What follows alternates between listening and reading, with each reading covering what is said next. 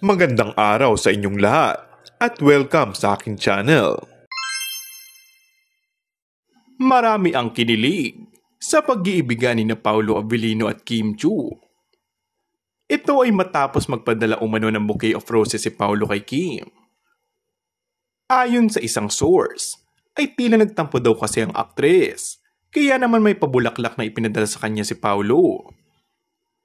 Say ng Kim Pao fans, napaka-sweet naman ni Paolo. Talagang simula na maging open sila ni Kim sa kanilang relasyon. Mas naging open din si Pao sa pagpapakita ng kanyang sweetness sa rumored girlfriend. Ipaparamdam niya talagang gaano siya ka-proud dito or kung gaano niya namimiss ang aktres.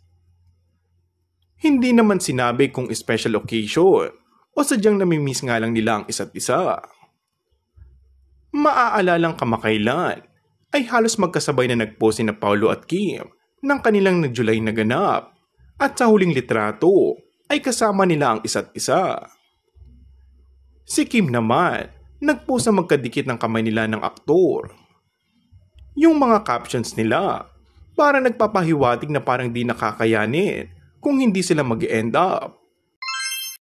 Kung bago ka lang sa akin channel ay mag-subscribe at pindutin na rin ang notification bell. Maraming salamat!